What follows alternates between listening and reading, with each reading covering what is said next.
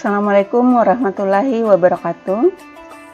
Bagaimana kabarnya sekalian, Ananda? Semoga dalam kondisi sehat walafiat ya. Tentunya pada hari ini kita memiliki semangat yang selalu terpicu ya dengan waktu yang sudah kita lewati selama perkuliahan itu. Jadi semakin banyak waktu yang kita lewatkan selama perkuliahan untuk mata kuliah ini, semakin banyak juga semangat yang akan kita bangun ya untuk menuntaskannya. Jangan malah semangatnya itu semakin turun. Nah, itu kan menjadi sesuatu yang nantinya endingnya nggak bagus ya. Artinya kalau misalkan semangatnya itu menjadi berkurang, di akhir itu nanti kelelahan. Nah, kita harus mengumpulkan energi secara terus-menerus, mencas energi kita secara terus-menerus hingga nantinya kita bisa menyelesaikan perkuliahan ini hingga akhir dengan kekuatan, dengan semangat, kemudian dengan smart yang kita bangun hingga nanti kita bisa menuntaskannya dengan hasil yang sangat-sangat memuaskan, insya Allah. Nah, baik, kita akan melanjutkan materi kita untuk jaringan saraf jeroan. Pada saat ini kita akan membahas mengenai back propagation. Nah, dari katanya ini kita bisa menebak ya, back propagation itu apa sih ya. Dari kata back, kembali, propagation, perambatan, artinya perambatan kembali. Nah, perambatan kembali ini karena memang titik sentral dari back propagation ini ada di perambatan kembalinya. Kalau misalkan beberapa teknik sebelumnya atau cara sebelumnya yang kita gunakan mulai dari McCulloch, kemudian Hebb, delta rule, perceptron, nah semuanya itu adalah tahap maju. Nah, kalau di back propagation ini sudah ada backnya, sehingga memang penekanan dari namanya itu ditekankan pada back propagationnya. Mungkin itu sekilas ya. Nah, baik, kita masuk pada bagian-bagiannya. Nah, di sini bagian dari back propagation. Yang pertama, arsitekturnya. Nah, arsitektur ini penting sebagai deskripsi neuron-neuronnya dengan layar-layarnya. Nah, karena dari arsitektur inilah nanti kita bisa menggambarkan ya parameter-parameter yang menjadi parameter inputnya, variabel-variabelnya seperti apa, berapa jumlah lapisan input, berapa jumlah lapisan tersembunyi atau hidden layer, kemudian berapa output layer. Nah, jadi kita bisa mendeskripsikannya. Deskripsi ini sangat penting. Nantinya ketika kita menentukan variabel, otomatis kan kita harus melakukan perhitungan berkaitan dengan rumus yang kita pakai tersebut. Dan setiap tahapannya itu memiliki nilai yang berbeda-beda. Nah, makanya kalau kita sudah memiliki arsitektur, itu sangat mudah kita melakukan penelusuran mulai dari tahapan input sampai output ya. Kemudian sampai backnya kembali ya, itu. Nah, berikutnya adalah forward. Nah, tahapan dari input sampai outputnya. Jadi tahapan majunya ya, bagaimana dia dari melakukan perambatan mulai dari inputnya, hidden layer hingga output. Nah, itu yang akan dialgoritmakan atau dipropagasikan di sini. Kemudian backward. Nah, backward ini mulai dari tahapan output, hidden layer, kemudian hingga input. Jadi kita melakukan flashback, kita melakukan perambatan kembali dari output, hidden layer sampai pada input kembali dengan tujuan memperbaiki kesalahan yang sudah dilakukan dari proses forwardnya ini. Nah, di backward inilah kemudian akan diperbaiki. Nah, itulah salah satu kelebihan dari back propagation ini.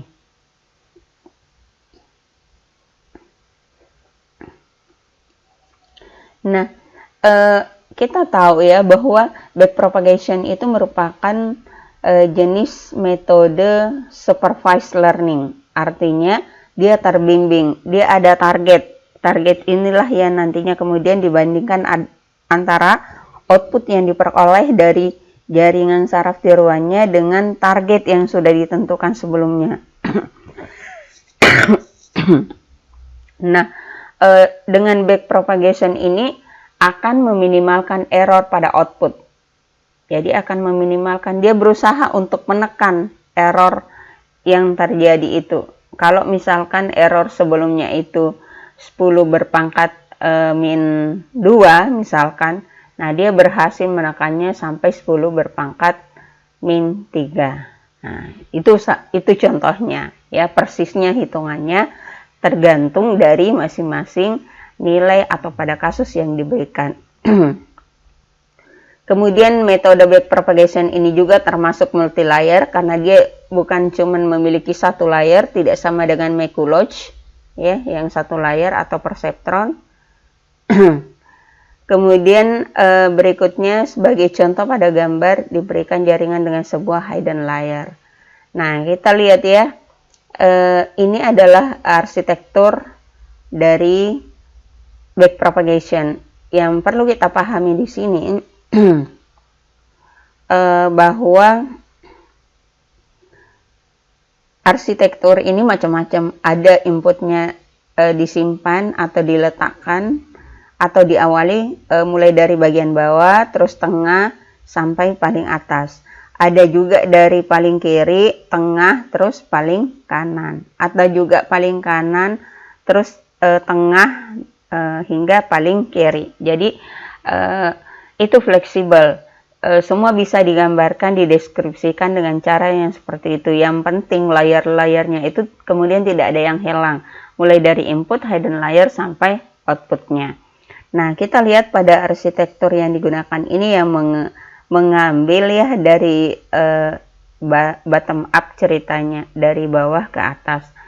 Nah, ini divariabelkan dengan X1, XI sampai XN. Ini adalah input dari jaringan saraf tiruan. Jadi, ini disimbolkan inputnya itu tak terhingga. Kita tidak tahu berapa jumlah inputnya di sini, jadi divariabelkan dalam bentuk XN.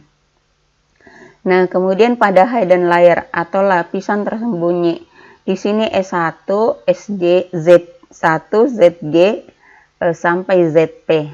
Nah, ini. Nah, kemudian output layer Y1, YK sampai YM. Nah, ini ada beberapa juga. Jadi nanti pada kasus sesuai dengan apa yang kita hendak selesaikan, ya kita sesuaikan. Jadi arsitektur ini tentu saja akan berbeda dengan kasus yang akan kita nanti buat atau yang akan kita selesaikan. Jangan wah seperti ini juga. Nah, tidak. Kalau misalkan memang kasus kita itu dengan inputan cuma 2, ataukah misalkan dengan hidden layernya itu 3 dengan output 1, ya berarti akan berbeda jaringan saraf tiruannya atau arsitekturnya dengan yang ini. Nah, kemudian di sini hubungan ya, relasi antara X1 dengan Z11 bisa diperhatikan Anda untuk bobot-bobotnya ya. Di sini di sini harus diperhatikan bahwa bobot, jadi diberikan bobot antara layer input dengan layer hidden layer ya.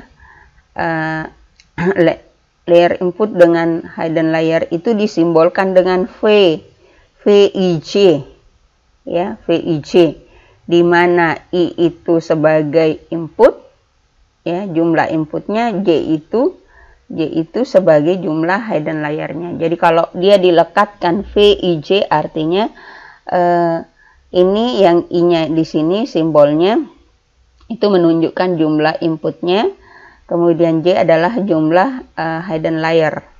Nah, jadi kalau misalkan di sini juga ada bias ya, di sini ada bias. Nah, untuk bias kita selalu memberikan indeks I-nya itu sama dengan 0 ya untuk bias. I-nya itu sama dengan 0 untuk bias. Ya, untuk bias. Jadi I-nya sama dengan 0, kemudian J-nya ya bergantung dari relasi antara bias tersebut dengan hidden layer dengan nomor berapa atau indeks berapa. Nah, itu. Nah, kita lihat misalkan untuk X1. Ya, yang mana dulu nih kita selesaikan.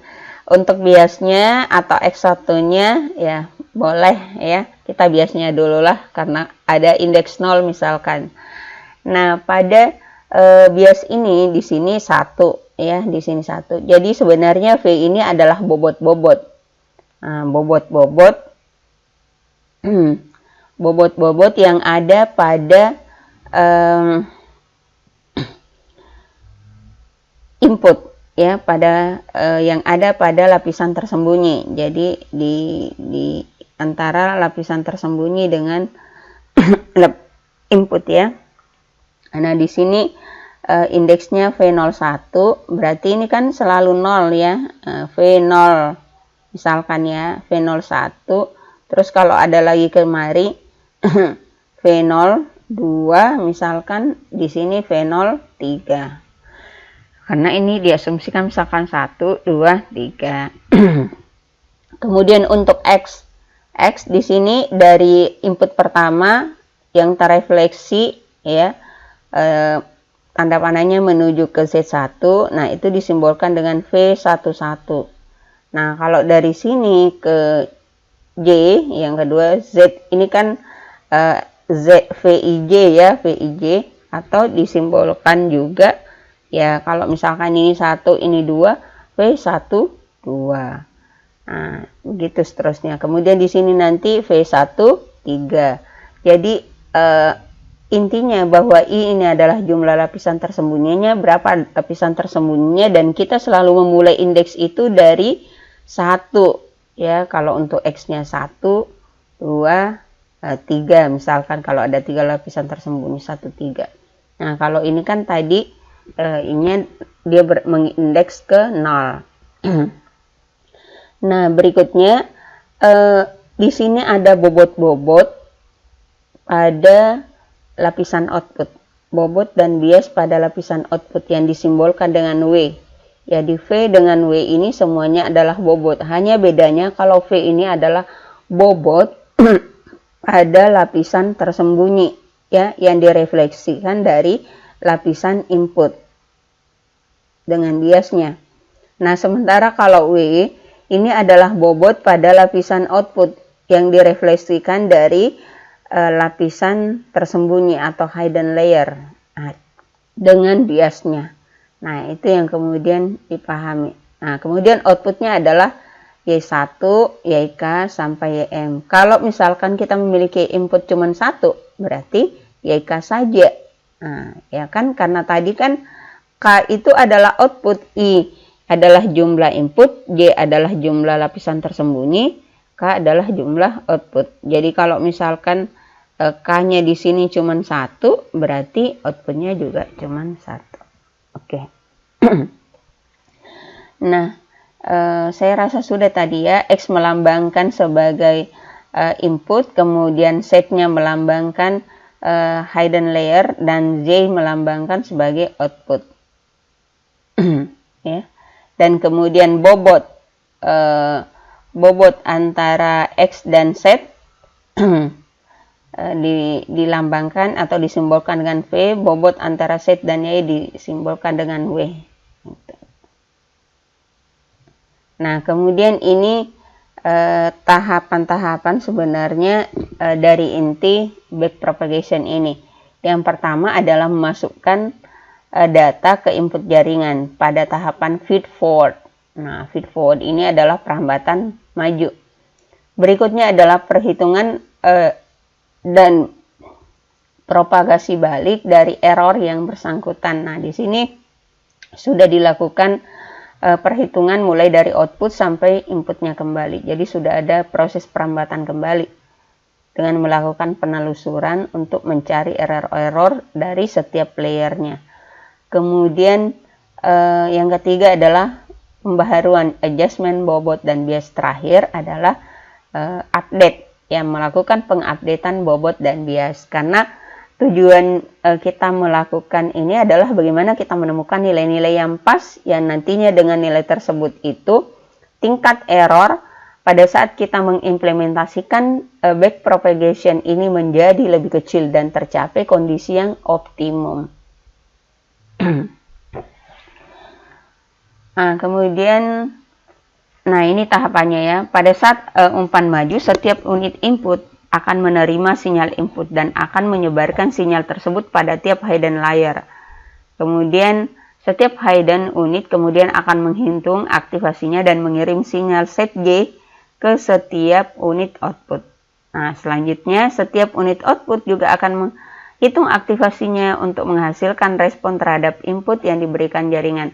Jadi dalam hal ini ada dua proses pencarian aktivasi ya pada hidden layer dengan output layer.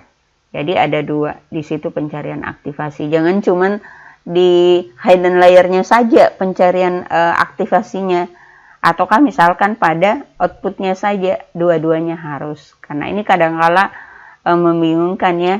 Kok aktivasi itu di dua? Nah, sementara kan kalau macam perseptron, nah itu cuman satu kali ya.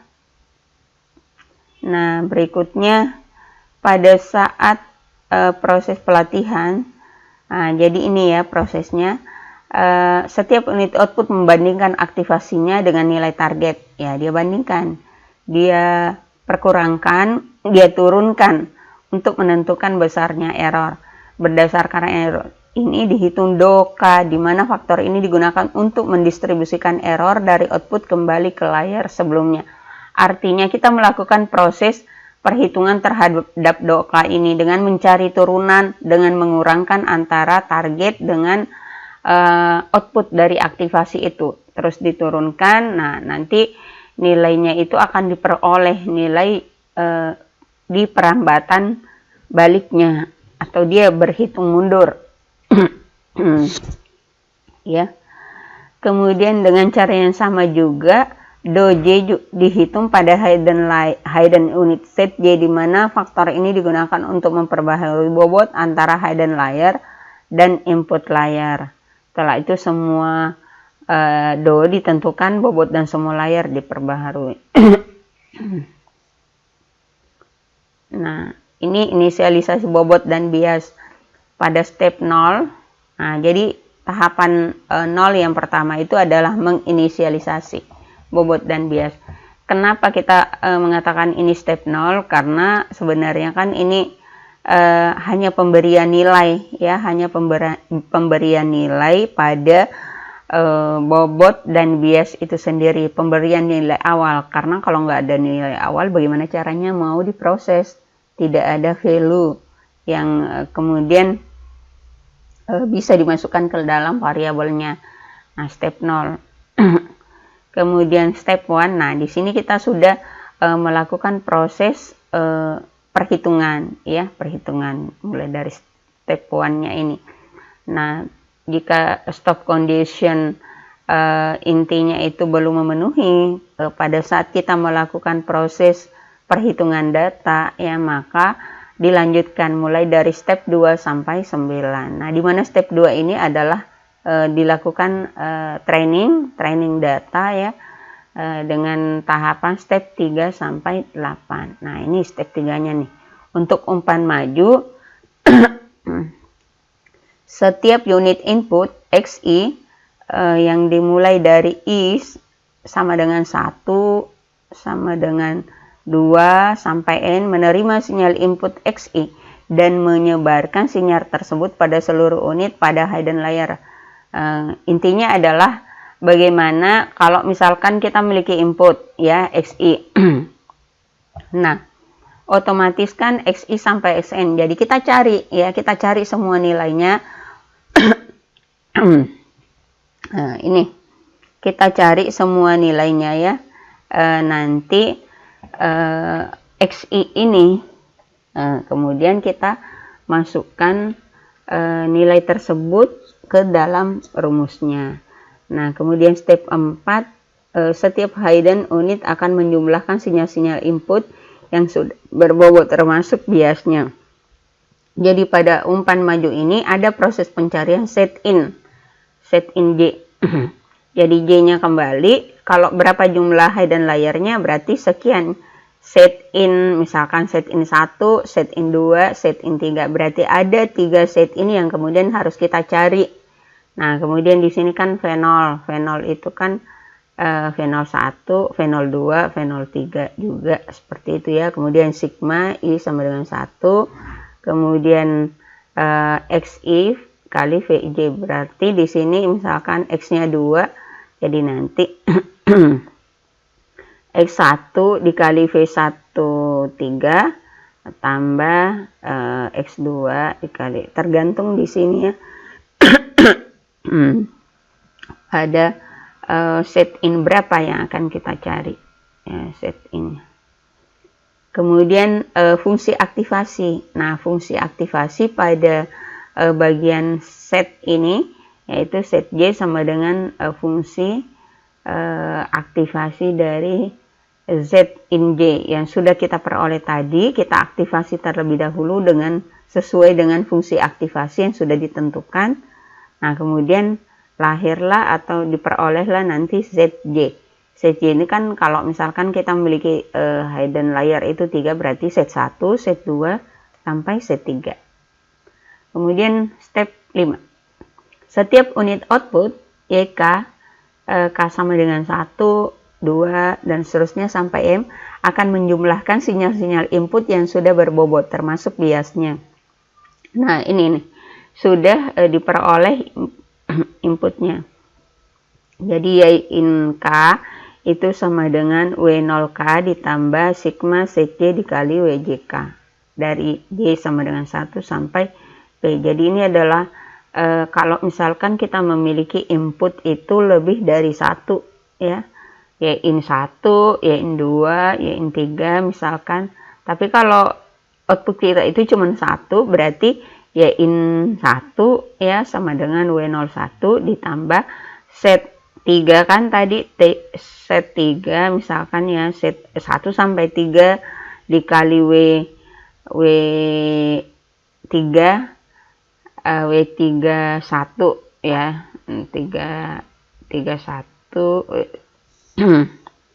W11 W31 ya. Jadi intinya WJ-nya ini kan juga ada 3 ya, yang berindeks 31, 32, 11, 21,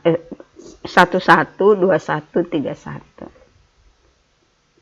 Nah, kemudian memakai fungsi aktivasi. Nah, diaktifasi kembali apa yang sudah diperoleh pada Y in J ini, nah, Y in K ini, kemudian diaktifasi. Jadi 2 kali aktivasi kan, tadi di hidden layer juga ada aktivasi, kemudian di output layer juga ada aktivasi. Nah, berikutnya adalah algoritma backpropagation untuk propagasi error ya, step 6. Nah, setiap unit EK K sama dengan 1. Nah, ini sudah perambatan baliknya. Nah, ini sudah perambatan baliknya. Jadi di sini kita melakukan koreksi kesalahan. Di sini menerima target pattern desired output yang sesuai dengan input training untuk menghitung kesalahan error antara target dengan output yang dihasilkan jaringan.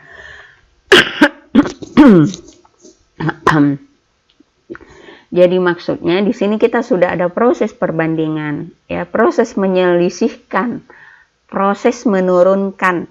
Karena dari proses menyelisihkan itu kita akan tahu di mana perbedaan antara target yang kita sudah tentukan sebelumnya dengan output hasil perhitungan kita.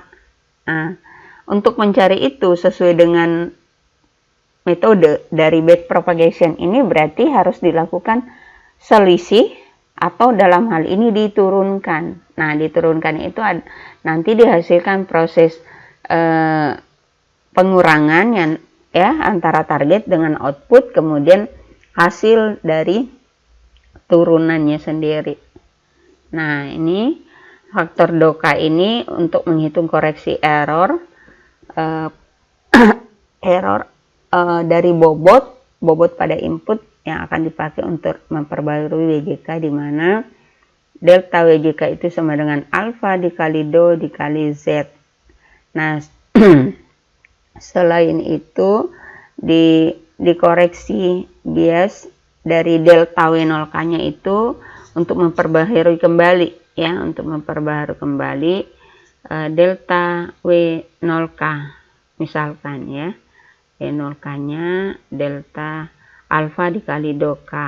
Nah, ini ada kalau yang berindeks nolnya untuk pembobotannya. Nah, ini rumusnya. Kalau yang berindeks mulai dari 1 sampai batas tertinggi dari hidden layer itu, nah ini rumusnya. Kemudian step 7, setiap hidden layer menjumlahkan delta input ya dari layer step 6 yang sudah berbobot. Jadi dijumlahkan semuanya. Nah, ini kan ada sigma, dijumlahkan semuanya mulai do in 1, 2, 3, kalau misalkan J-nya sama dengan 3.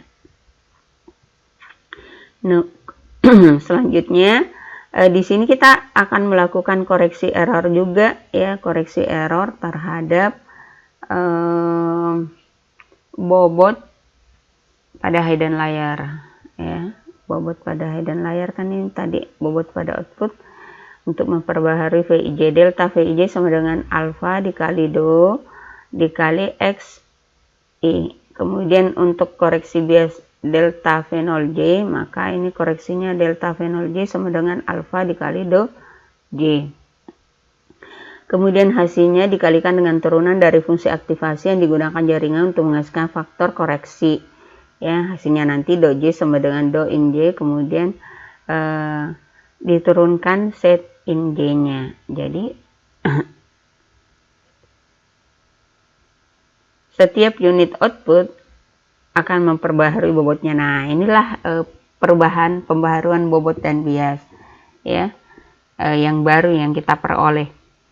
Ingat tujuan tadi dari jaringan saraf tiruan itu adalah bagaimana diperolehnya bobot dan bias yang mendekati atau sama nilainya antara output dengan errornya, dengan error terkecil ya, dengan error terkecil nantinya. Nah, di sini WJK baru sama dengan WJK lama ditambah delta WJK. Nah, demikian juga untuk hidden, maka dia akan memperbaharui ya. Ini kan pada output ya, pada output, kemudian ini pada hidden.